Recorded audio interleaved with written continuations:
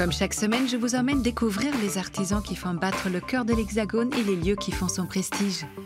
Aujourd'hui, dans Version française, c'est au cœur de la capitale que trône le musée Rodin. Sculpture, dessins, gravures, voyages entre collections et créations. Vanessa Mitrani a dompté le verre. Elle lui donne vie et relief en l'alliant à des matériaux surprenants. C'est notre invitée. Voyage à Monaco avec Paco Rabanne et son défilé printemps-été 2022 où Julien Dossena continue d'écrire l'histoire. Isabelle Ducassou est maître d'art et rénove des œuvres en céramique. Ici, son savoir-faire se conjugue au passé recomposé. Avant de retrouver la créatrice Vanessa Mitrani, tout de suite point de vue.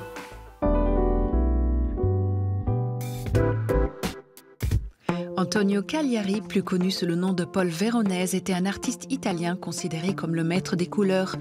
Lui qui faisait si souvent usage d'un pigment vert ou sous-ton jaune, se vit récompensé d'un nom de couleur dit de fantaisie 200 ans après sa mort.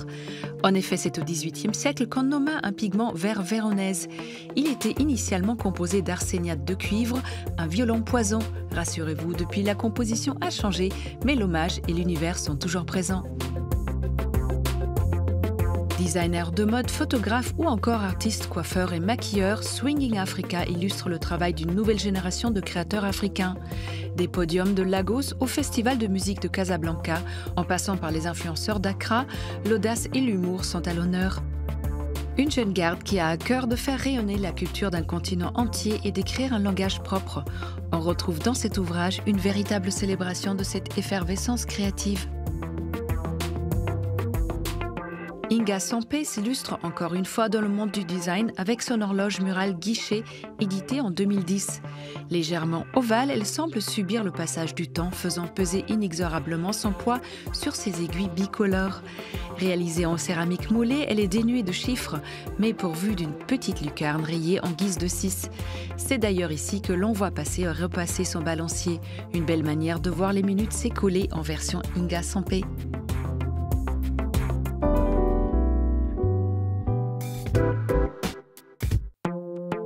C'est au cœur du 7e arrondissement que Auguste Rodin installa ses œuvres pour les présenter au public. Visite de ce musée parisien.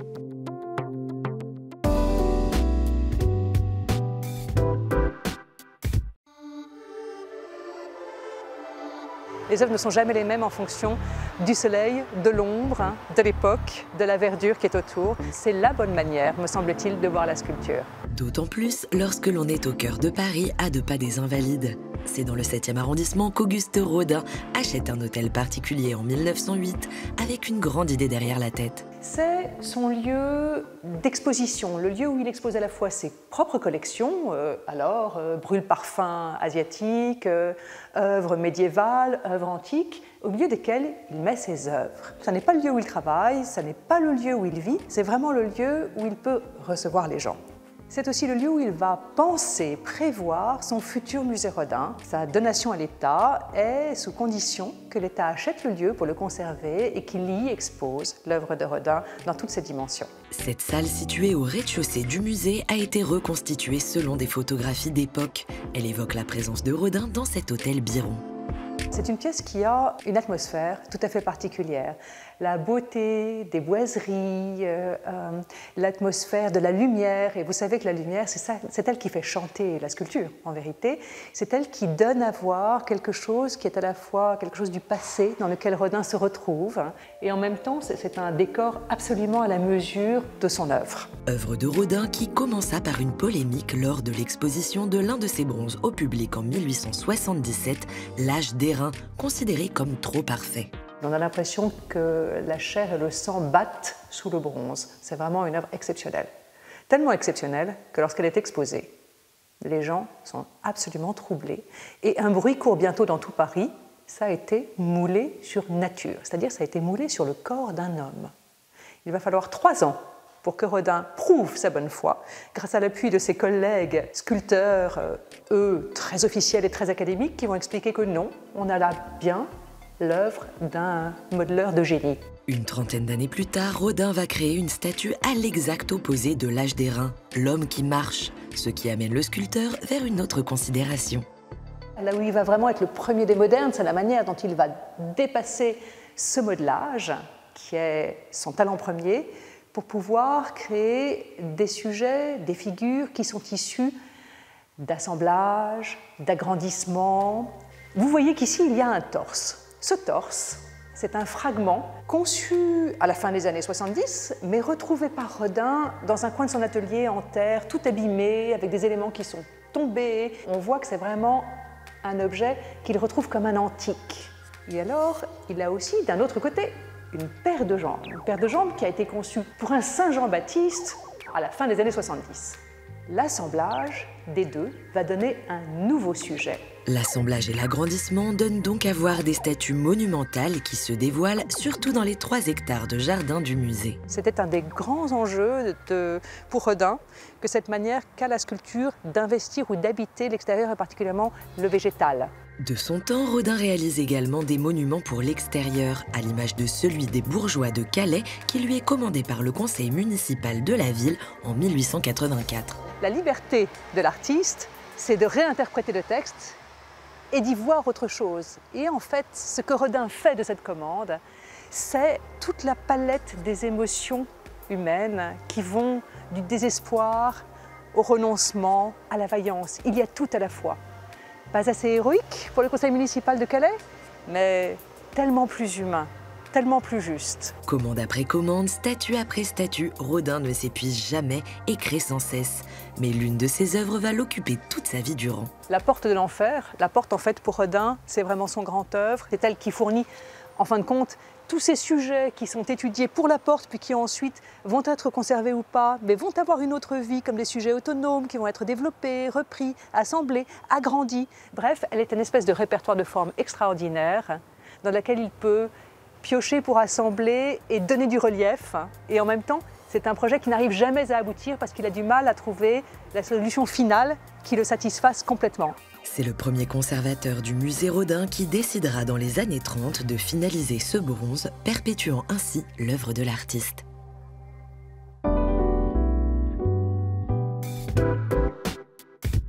Le verre se plie à toutes les envies de Vanessa Mitrani. Elle joue avec les formes et les couleurs pour nous raconter des histoires tout en transparence.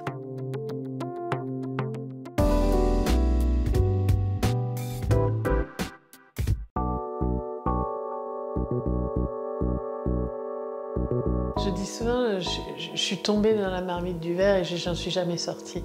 Il y a une grande variété de formes qui est due à la répétition de l'exercice. Une certaine échelle, un certain matériau, et ça depuis presque 25 ans. On essaye d'étirer dans toutes les directions et surtout celles où on n'est pas encore allé. Figure à part dans le champ de la création en verre, Vanessa Mitrani repousse les limites de cette matière vivante depuis 25 ans. Ses collaborations auprès de marques d'ameublement comme Ligne Rosée, Habitat ou encore Roche-Beaubois ont amené la designer à développer une infinité de modèles et de formes expérimentales. Ma première collection, celle qui est encore beaucoup la marque de ma création, a été sur la contrainte du verre par le métal. On soufflait à l'intérieur et le verre trouve sa voie par les trous ou par les interstices entre les fils et les tôles. Maintenant, il y a eu d'autres collections qui ont suivi. Certaines, c'était les animaux ou les branches en métal qui traversaient le verre. Ça, c'était la suite. Après, il y a eu une grande collection sur le poids du verre. Et le verre qui s'enfonçait sur des volumes très simples, qui montraient beaucoup plus les empreintes. Et de là, j'ai naturellement évolué vers l'empreinte sur la peau du verre et sur toutes les textures. Comme l'illustre ce vase à la texture surprenante de peau d'éléphant, développée aux côtés de ces talentueux souffleurs de verre. Je ne vous donnerai pas mes secrets, mais je suis très contente de l'aspect que j'ai obtenu. Il y a un côté très aléatoire, il y a une forme très libre. J'ai dû la contenir de plusieurs façons différentes pour arriver à imprimer une texture au point qu'on voit jusqu'au fil incrusté dans la peau du verre. Et je trouve que ce côté peau d'éléphant est absolument magique. Et si son équipe d'artisans sait transformer le verre dans son état absolu, l'ADN de création de Vanessa est avant tout le mélange des matières qu'elle explore une fois encore à l'infini. J'ai exploré un nombre de métaux, la tôle, le fil, la fibre, le plat, le fer forgé, le grillage, la fonte. Ensuite, j'ai exploré plein d'autres matériaux, les fibres de verre de carbone, les porcelaines, les pierres, les minéraux, les cuirs, le bois. Je cherche absolument tout ce que je peux à coller ou presser. Des inspirations foisonnantes qui prennent toujours forme chez Vanessa sur ces petits carrés de papier blanc. L'idée commence toujours sur ce petit papier. Ce sont des aides-mémoires. Les idées que je vais avoir, c'est des petites notes que je me fais. Et comme ça m'aide à penser à des choses et après, ça m'aide à les organiser par thème. Et à les réunir et puis à les distribuer aussi en fonction des clients, en fonction des fournisseurs. Une organisation originale d'où découle une multitude de collections aux accents parfois spirituels, comme la collection Dark, empreinte de culte et de magie, ou encore Aloha, pleine d'humour et de clins d'œil. J'ai vraiment été de l'art brut à l'art africain, à l'art océanien, pour prendre des éléments iconiques, très marquants, qui pourraient marquer comme ça une petite statue, qui serait générique et qui serait cliché. Donc c'est encore une fois jouer avec les codes de la statue africaine ou de la statue du cabinet de curiosité, mais dans des codes très très contemporains, donc en verre, transparent, la statue en verre, voilà, et avec des petits éléments décoratifs en bronze ou en fonte bronzée, enfin plaqué bronze. C'est le travail de Moïse, fondeur professionnel, qui réalise tous les défis techniques qui passent par la tête de Vanessa. En fait, je vous ai amené ça. Vous voyez, il y a un trou, mais il est tout petit. Et moi, ce que je voulais, c'était un genre de branche qui sort comme ça. Oui, c'est la colombe avec la branche d'olivier, c'est assez classique. Mais avec le même genre d'insert que vous m'avez fait là. Alors, j'ai la chance d'avoir le meilleur fondeur de Paris. Et c'est vrai que grâce à lui, on a trouvé des solutions à des choses qui me paraissaient infaisables ou on m'avait expliqué que c'était infaisable, ou j'utilisais des techniques beaucoup plus fragiles, beaucoup moins fiable et on a pu améliorer énormément de modèles en discutant, en ayant des échanges comme ça. En plus, Moïse a cette chance de ne pas faire que la fonte, mais de faire aussi des préparations en amont et en aval de la pièce, ce qui fait que je récupère des pièces parfaites. Des pièces parfaites qui viennent s'ajouter à l'univers vaste et protéiforme de cette magicienne du verre soufflé.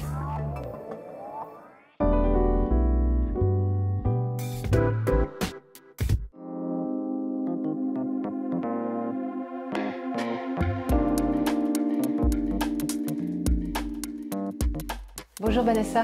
Bonjour.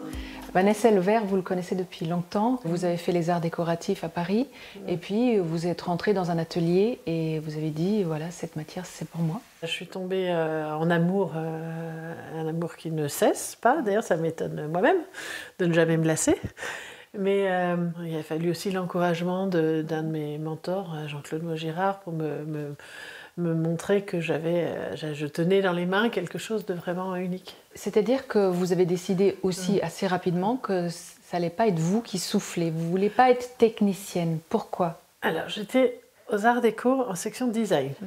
Et c'est vrai que je suis une curieuse insatiable et j'apprenais parallèlement à souder, à mouler. Et c'est la chose la plus difficile que j'ai jamais apprise. Souffler le verre? Oui.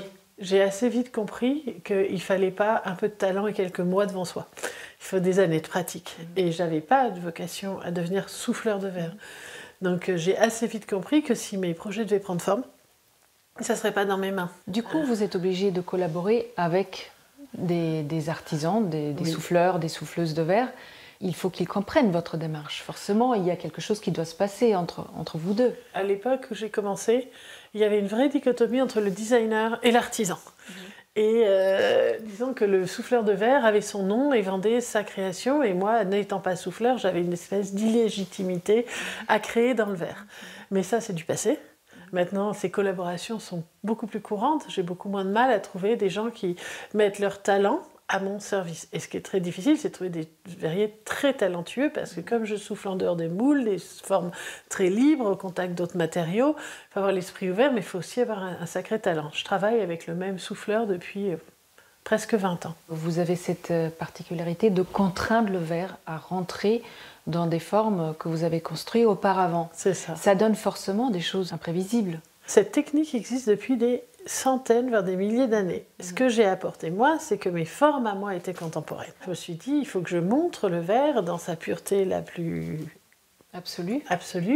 Et donc j'ai voulu créer des armatures les plus simples, carrées, noires, lourdes, à l'opposé de la transparence, de la rondeur du verre. J'ai voulu créer des contrastes. Ça a eu tout de suite un résultat assez visuel et assez spectaculaire, et en même temps très imprévisible au début, de moins en moins imprévisible au bout de 25 ans.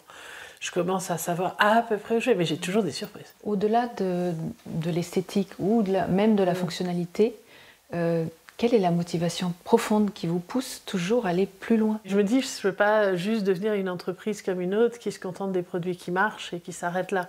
C'est impossible. Et il faut que j'explore le champ des possibles, autant dans la technique, c'est-à-dire mélanger le verre avec différents matériaux, voir jusqu'où je peux pousser les choses, comment je peux rajouter des matériaux avant ou pendant la cuisson. Il y a différentes techniques que j'ai inventées pour remplacer des choses ou enfoncer le verre et donner l'illusion que ça a été fait ensemble. Mais il y a aussi le champ des possibles dans le style. Pour moi, c'est amusant de chercher dans toutes les directions. Et c'est vrai que j'ai des collections extrêmement sobres et contemporaines et hiératiques, jouant sur des contrastes très simples avec des volumes très purs. Et j'ai aussi des choses beaucoup plus décoratives, figuratives, alambiquées, sophistiquées, avec des pierres, des animaux, des minéraux rares. Et j'assume très bien tous ces champs-là. Aujourd'hui, vos collections sont rentrées au Musée des Arts Décoratifs, dans la collection permanente. C'est un réel aboutissement. Ça a été pour moi une reconnaissance extraordinaire.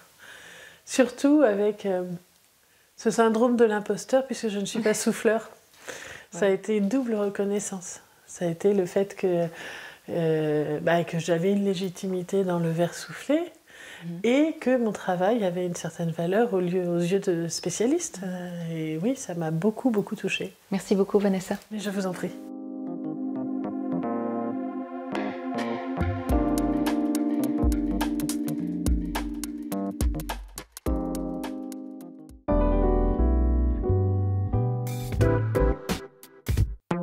Chez Paco Rabanne, Julien Dossena propose une mode radicalement moderne dans la continuité des bases proposées par le fondateur de la maison, Décryptage.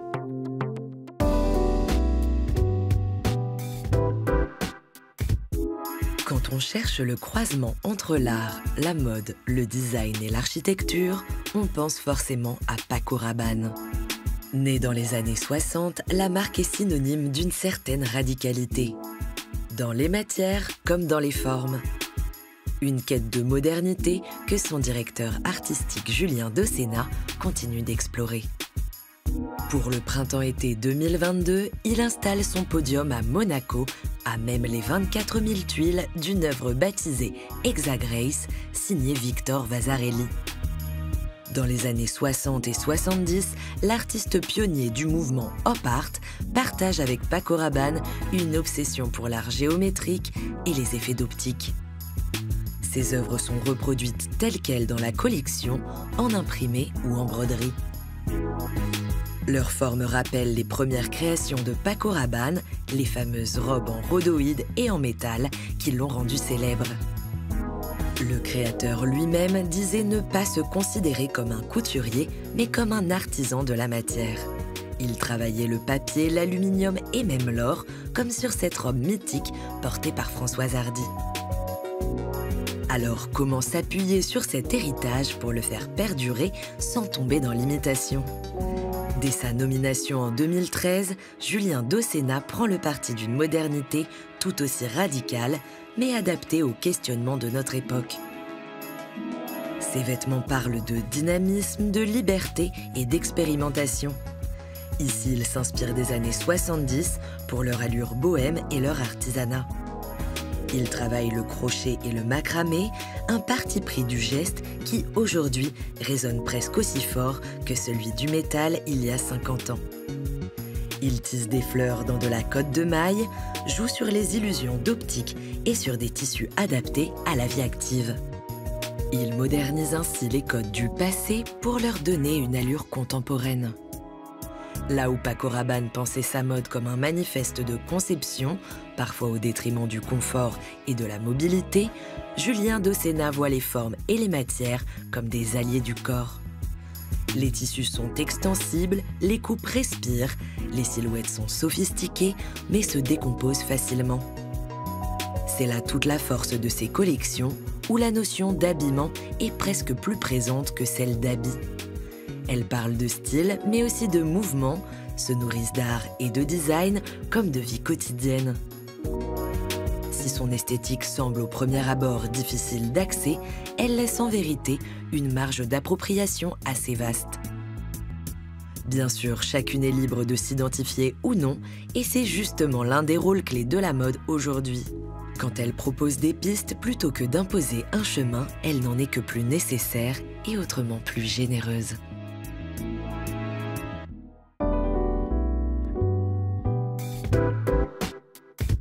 Qu'elles aient une valeur historique ou sentimentale, Isabelle restaure toutes sortes d'œuvres en céramique. Un voyage dans l'histoire de l'art.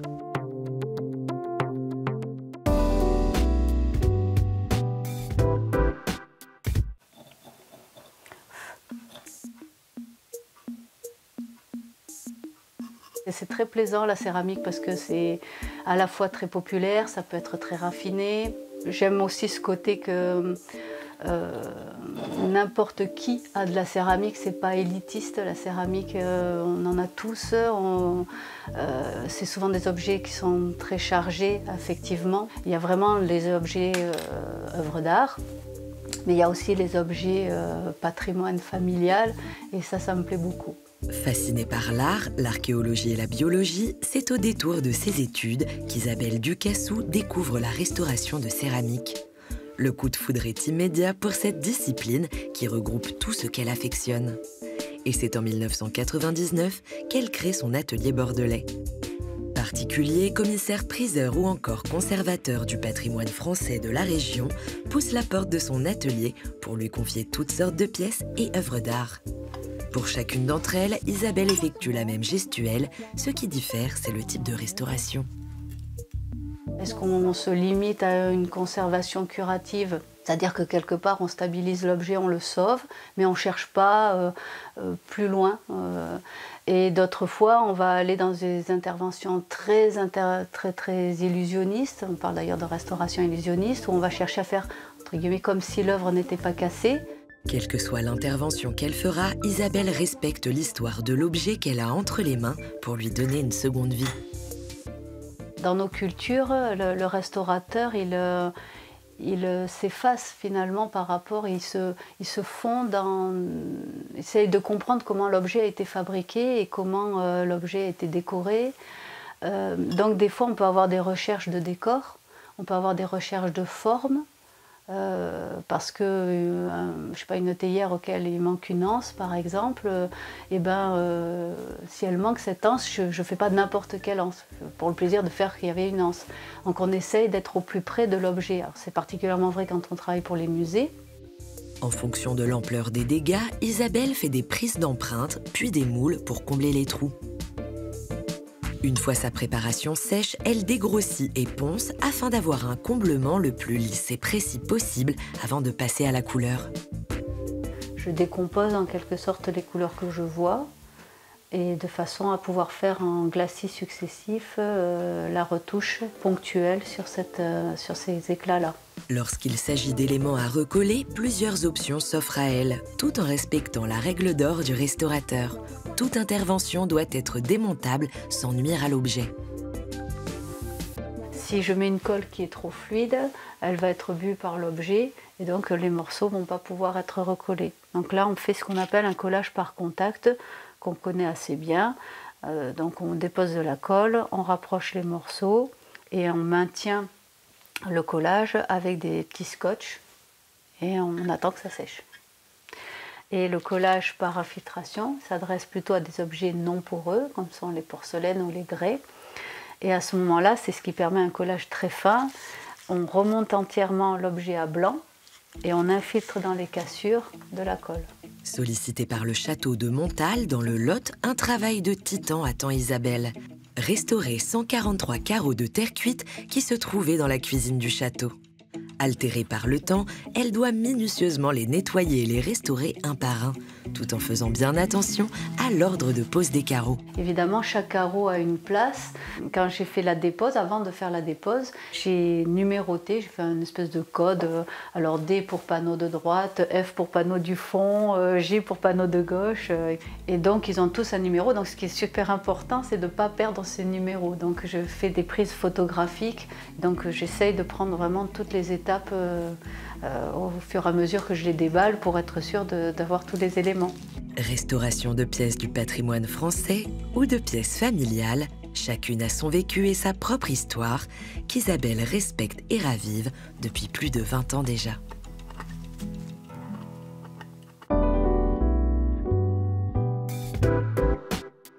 Version française est déjà terminée, mais on se retrouve très vite pour toujours plus de découvertes. Bye!